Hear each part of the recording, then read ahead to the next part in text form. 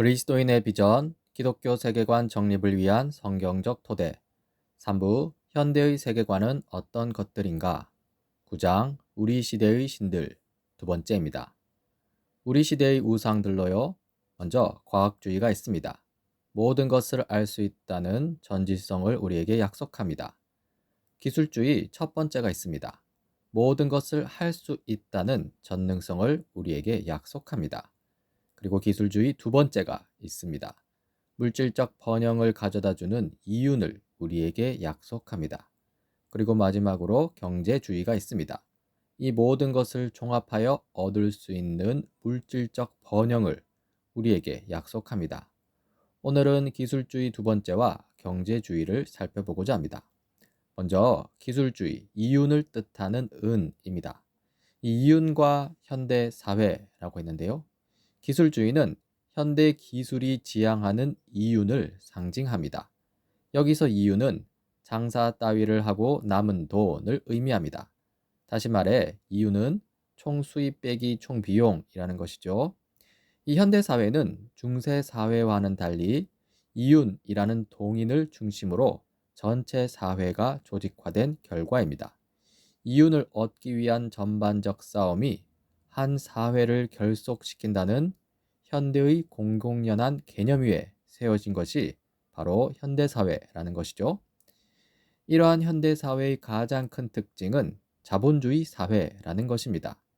기본적으로 돈을 추구함으로써 활성화되는 사회인데요. 이 시장 체계라는 바탕 위에서 상품화된 토지, 노동, 자본의 상호작용으로 활성화되는 사회라고 할 수 있습니다. 이 로버트 하일 브루너는 다음과 같이 말합니다. 자본주의 서구 사회는 자신 안의 발전기에 의해 힘을 얻고 있음을 발견했다. 거래, 거래, 거래. 그리고 이윤, 이윤, 이윤. 새롭고도 놀랄 만큼 강력한 동력을 제공받은 것이다. 이러한 자본주의의 성장을 위한 바탕에는요, 세속주의가 있습니다. 근대 과학의 도래와 마찬가지로 이 자본주의도요, 이 성장하고 융성하기 위해서는 세속적 삶에 대한 긍정이 필요했다는 것이죠. 이 자본주의의 바탕이 되는 세속주의 첫 번째는요, 과학주의적 기계론적 세계관입니다. 점차 성장하는 과학주의적 기계론적 세계관의 맥락에서 이 삶의 궁극적 목표가 된 경제 성장이죠. 여기서 경제 성장은 기계적으로 생산 가능하고 수학적으로 수량화될 수 있는 어떤 것입니다.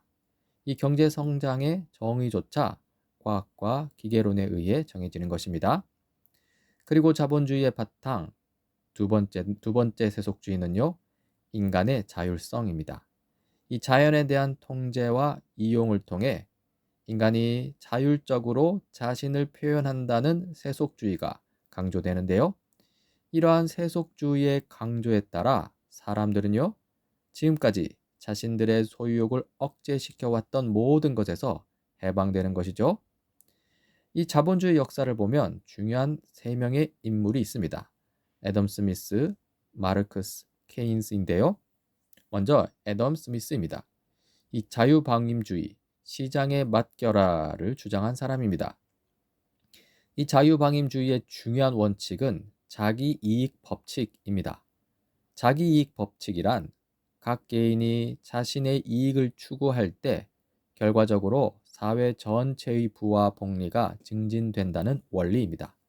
이 자기이익 법칙에 따라 사람들이 자신들의 경제적 이윤을 증진시키기 위해 합리적으로 노력한다면 사회는 번영할 것이며 모든 사람들을 위한 경제적 풍요가 이루어질 것이라고 주장하죠.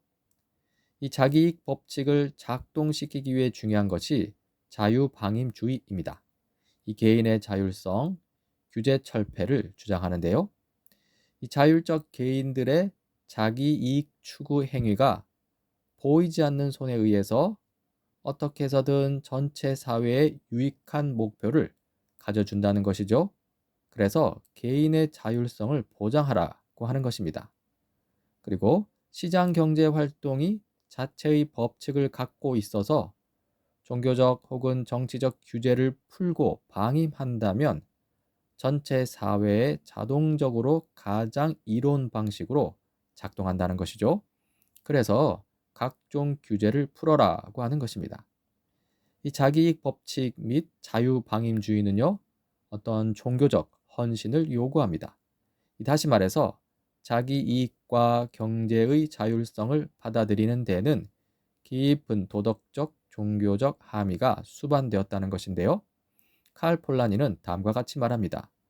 서구 사회는 인간 사회의 지나간 역사에서 타당한 것으로 거의 인정받은 적이 없는 동인이자 일상적인 활동과 행위를 정당화시키는 수준까지 결코 도달한 적이 없는 동인, 곧 이익이라는 동인을 자신의 기초로 정했다.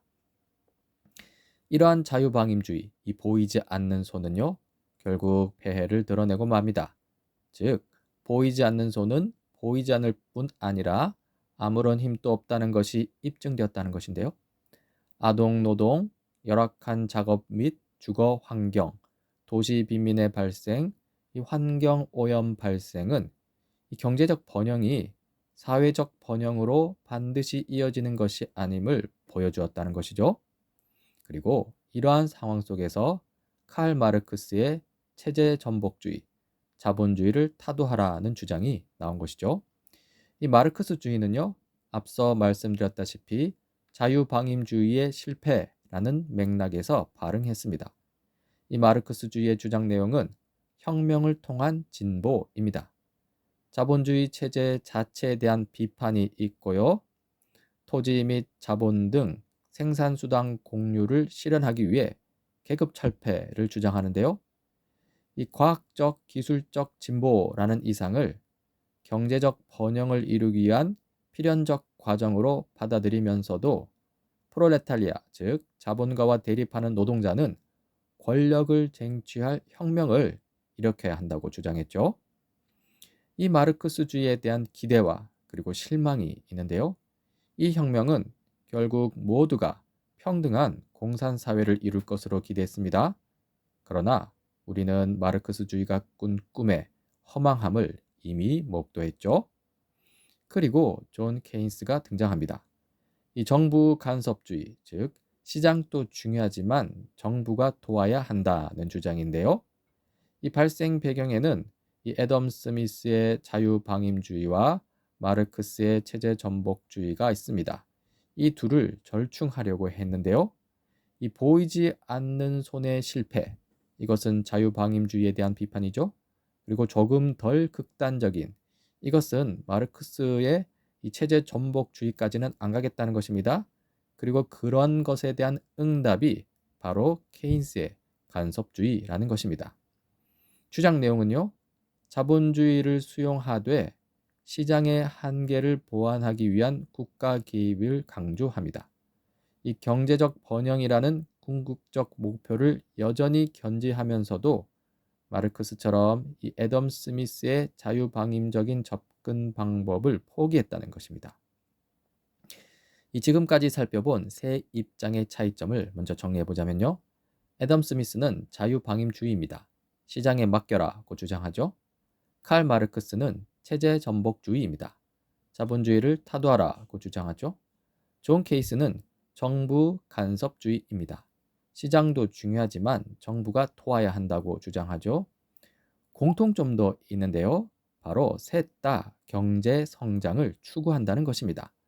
자유방임주의든 정부 간섭주의든 아니면 체제 전복주의든 모든 경제 체제는 이 경제 성장이라는 동인에 의해 주도됩니다. 이 경제 성장 자체의 타당성과 유용성을 의심하는 것은 현대 세계에서는 이 신성 모독에 가까운데요. 여기서 우리는 경제 성장이라는 우상을 보게 되고요. 그리고 이제 경제주의, 황금머리를 살펴볼 차례가 된 것이죠. 우리 시대의 우상들로는 이 전지성을 우리에게 약속하는 과학주의, 전능을 우리에게 약속하는 기술주의 첫 번째, 이윤을 우리에게 약속하는 기술주의 두 번째, 마지막으로 이 모든 것을 종합하여 얻을 수 있는 물질적 번영을 우리에게 약속하는 경제주의가 있습니다. 이 과학주의와 기술주의가 각각 전지와 전능을 제공한다면요, 경제주의, 즉 경제적 선택을 내릴 수 있는 인간의 선한 능력을 절대화시킨 것의 신은요, 충만하고 영광스러운 물질적 부요라는 세속적 구원을 약속합니다. 로널드 사이더는 다음과 같이 말합니다. 풍족한 생활, 이 물질적 번영이 오늘날 우리 시대의 하나님이며 광고업자들은 그런 하나님의 예언자들이다. 그리고 하우츠 바르트는 다음과 같이 말합니다. 서양 문화에서 우리는 경제성장, 과학, 기술력이 우리의 모든 삶을 인도해 주리라 믿고 있다. 이렇듯 모든 우상들의 정점에는요, 경제주의가 있습니다. 경제주의가 최고의 우상입니다. 과학주의도 기술주의도 더 이상 서양의 지배적 신이 아닙니다. 과학적 연구나 기술 혁신에 있어서 최종 관건은 돈벌이가 되느냐, 수익성이 있느냐입니다. 즉, 과학주의도 기술주의도 경제주의라는 우상의 머리에 복종하고요. 경제주의, 곧 이윤의 극대화와 경제 성장이 최고의 자리에서 호령하고 있다는 것이죠. 월터 윙크는 다음과 같이 말합니다. 우리의 경제 체제는 전적으로 세속적인 모습을 하고 있지만 제사장이라는 종교적 가면을 쓰고 있다. 여기서 경제 체제라는 제사장은요, 물질적 번영이라는 좋은 삶의 세속적 구원의 중보자 노릇을 하고 있고요. 세속적 구원이라는 것은요, 부와 경제적 안정이 흐르는 땅, 곧 현대판 유토피아로의 구원을 의미합니다. 그리고요, 이러한 시대는 곧 종교를 바라보게 됩니다. 우리는 가짜 삼위일체의 경륜 아래에서 마지막 때를 살고 있습니다. 모퉁이만 돌면 약속의 땅이 나타날 세속적 구원 역사의 마지막 단계에 살고 있는데요. 우리 시대의 마지막에서 우리는 가짜 삼위일체를 봅니다. 가짜 성부 과학주의는요, 전지 속에서 신적인 계획을 수립합니다. 과학주의가 보낸 가짜 성자, 곧 기술주의, 기술의 지배력은요, 우리를 위해 자연을 정복하도록 했습니다. 그리고 이 가짜 신적 이성 로고스는요, 자연 세계에 대한 과학기술적 지배 안에서 육화했습니다. 이 새로운 종교의 제자들이 산업혁명을 중심으로 주위에 모였고요. 가짜 성령, 곧 자본주의의 영이 그 위에 부어졌습니다. 이렇듯 르네상스의 과학 절대화가 구원을 가져다주는 어마어마한 기술을 낳았고요. 이런 인본주의적 신들의 축복과 임재는 오늘날 우리가 살고 움직이며 존재하는 경제주의 소비사회를 통해 우리에게 중개되고 있는 것이죠. 우리 인간은 우리 시대의 우상 숭배자들인 것입니다. 이 마지막 때의 인간은요, 자본주의의 영으로 충만함을 받고요, 생산과 소비라는 큰 힘을 이룰 능력을 받았고요, 보이지 않는 손이 경제주의 시대의 축복을 모든 나라에 흐르게 할 날을 기대하고 있는 것입니다. 그러나 가짜 신들의 가짜 약속일 뿐입니다. 그날에는 큰 자나 작은 자나 모두 번영을 누릴 것이라는 말은 거짓이고요. 부가 온 땅을 덮을 것이며 눈물이나 수고는 더 이상 없을 것이라는 약속도 거짓일 뿐이죠. 오늘날 무한한 경제 확장의 시대는 갑작스런 종결을 앞두고 있습니다. 우리는 창조세계 자체의 한계에 점점 다가가고 있습니다. 빈부격차, 환경 파괴가 심화되어 가고 있는 것이죠. 우상숭배라는 불순종에 대한 하나님의 언약의 저주가 우리 머리 위에 내리고 있다는 것이죠. 세속의 신들은 우리를 결코 구원하지 못했다는 것입니다. 그렇다면 어떻게 해야 할까요? 가짜 우상들로부터 빠져나와야겠죠? 이 부분은 다음 시간에 살펴보겠습니다.